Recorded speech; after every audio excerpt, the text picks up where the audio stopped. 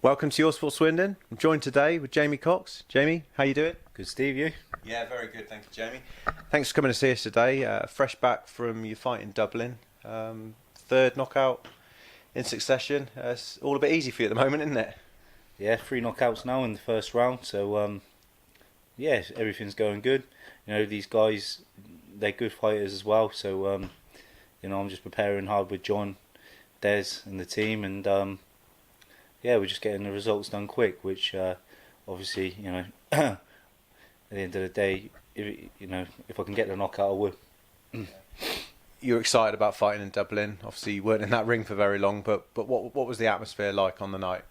Yeah, brilliant atmosphere. I mean, obviously, in Dublin, I've fought at the National Stadium when I was amateur a couple of times, and but never as a pro. So it was my debut as a pro out there, and yeah, you know, I had some support from family in Ireland, and I had some people travel over, some good friends, and Ricky Mazzotta from Tex Global, who sponsors me. He come out and he brought a fair few people as well, and you know, everyone seemed to have a great time, and it was great to even headline the bill out there. And looking at the fight itself, you know, like I've just said, it was very, very easy for you. But talk us through the first knockdown and then the stoppage. Yeah, obviously we went out there. I just had a little feel him out. I only watched a couple of rounds of him, and I know he's going to be confident from the weigh-in, how his body language was and stuff, and obviously he's coming off a 10-win streak, so I knew he was going to be looking to add that to his collection, and yeah, obviously through training, me and John have been working on the right hook that knocked him out the second knockdown. We've been actually working on that shot in the gym. Not just that shot; it's a combination, part of a combination. But yeah, we got he just landed a treat, set him up. We dropped the back leg, right hook over the top, and it knocked him out.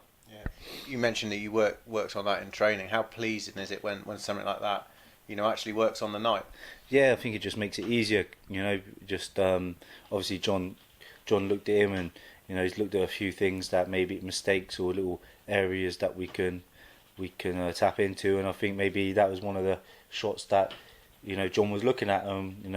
Credit to John really, because implemented some tactics, and it worked. Obviously, you like to get the job done as early as you can. You don't get paid for overtime in this business, but how frustrating is it that you've not got the rounds in, and you're maybe not fighting the opponents that you'd like to be fighting right now? I'd love to be in some great fights. This, as everyone can see, Frank Warren and his team, they're working really hard to get these fights. If you watch the interviews they have, and if you can go into Box Nation and listen to the commentary and stuff, they'll it's just hard for them to get fights. No one wants to fight, and at the end of the day, it's just me. I just got to stay in the gym with John and keep working away, get to that mandatory position, and then no one can turn me down. A bit frustrating, but we're a danger to these people, and I'm just going to make sure that I'm prepared for every single fight that comes our way.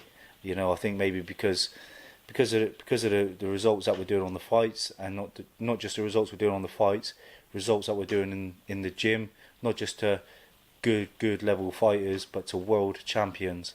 I mean, I regard Saul Alvarez is not just a world class fighter, but I regard Saul Alvarez as a Hall of Fame fighter.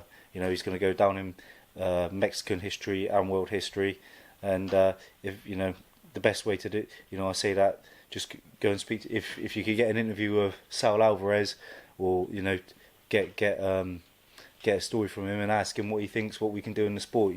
Saul would tell Alvarez would let you know. So people, some people are always just trying to have a little needs to get the rounds in, blah blah blah. But there's a two things is that obviously one, people, the major people that they're on about don't want to take the fights, so we're fighting. I don't really like that, because they're taking credit away from the opponent that we actually got. They're actually really good fighters, but we're getting the job done early, and at the end of the day, we're getting a lot of the rounds in sparring and stuff anyway. So we're really working hard, and if I can get it done quicker than 68 seconds, I'll be even more pleased. It's almost a a double-edged sword, really, because you're doing what you got to do out there, and you're blowing these opponents away, but it's making you look like an even better opponent for these guys that are already dodging you. So it's almost making it even harder to get these fights, isn't it? Yeah, I think it's hard making it hard work for Frank, but we just got to keep on working hard, and I'm sure Frank promised the world title next year, and I'm sure we'll produce it. So I just got to stick to my end of the task and just keep training and keep on staying in shape and on form. Like you said, Frank's now publicly promised you that world title, and the fight in Dublin. That's one more step towards that. So, what do you think is going to be next for you? Probably not going to be out in December, are you? But the new year is going to be a big year for you. Yeah, and obviously now just get back into the gym on Monday, and just keep on working away. And I think we'll be fighting January, February sort of time. And hopefully, we can get a big fight for that then. If not, then we'll just be working to get another bigger name, and work towards getting that mandatory spot. Yeah. Of the names, the super middleweight names that are out there, obviously one that's been talked about the most, after your fight, has been Callum Smith. What's your thoughts on him? Yeah, great fighter, great boxer, but like I said before, put me in there with him, he get the same treatment as all the fighters that we're doing. I take my boxing very, very seriously, and we work harder than him, and that's what gives me the confidence. We just get out there and they get knocked out too. Is there any opponent that you'd like more than the other one, or is it purely about getting that world title shot? Just purely about getting that world title shot now. I think we're ranked in the WBO number 4 now, I think, and obviously we're ranked in the WBA in the top 10. And so we're well up there. It's just Frank just needs to. Frank's obviously just working on getting us in position. So we're not far away again, and there's no name out there that I care about. To me, they're just they're just all humans, and at the end of the day, as long as I just do what I've got to do with John, what we do in the gym, or any of the fighters, they just get the same treatment, because John is a very thorough coach, and all credit to him really that with the wins that we're getting, because it's down to him that we win so effectively. And I'm sure whoever we get, John would just devise a plan or a strategy, make sure my training's on point with Des, and they'd just be getting the same ruthlessness and the same power. We bring a lot to the table. From the obviously that's the first rounds that everyone's been seeing lately, but from the first to the 12th, we're just going to be working like that. So it's just really how long they stand up for, really. There's a lot more, of you that we've got to see. You've got a lot more skill than you're showing than you're able to show in those first rounds. So what can we expect to see from you when you do get into a world title fight? You just when I get into a world title fight, just the same approach. Go in there, just give 100%, and anything they want to bring, we can overcome, and we have more to give, really. Obviously people can see the power, they see that I can box, I pick my shots, and the thing that we have mostly over these super middleweights is that they're very slow, so we see everything a lot more quicker. I've been fighting at a lot lower weight, so these guys, they're used to fighting at a certain pace, which I can fight. I could, work at a lot higher pace than them, and a lot of, the punches that I throw a lot quicker. Them ones is like slow motion sometimes, so works in my favour, and just hope, fingers crossed that we get that big fight so we can give everyone what they want to see. Yeah, everyone in Sweden wants to see that.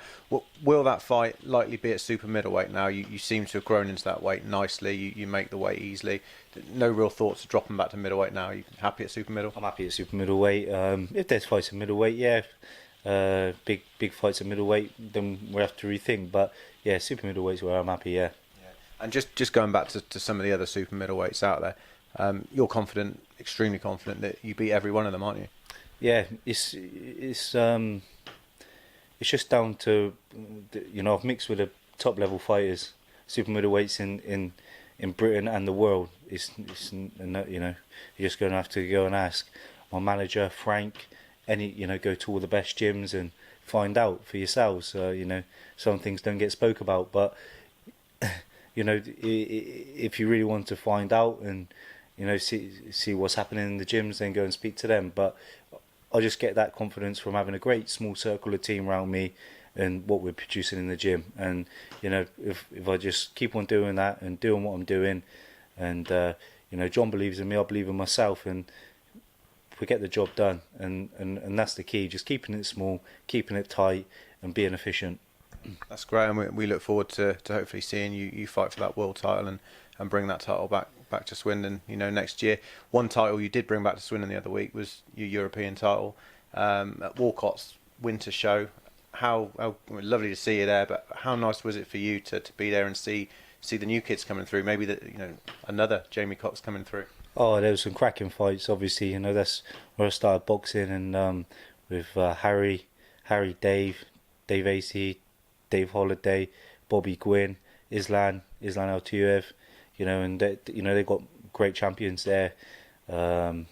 And yeah, it was good. It was good to see the people that from who's had no fights fighting on the show to they've had quite a fair few fights. So yeah, it was a good variety, and it's good to see that a lot of local people get behind local talent.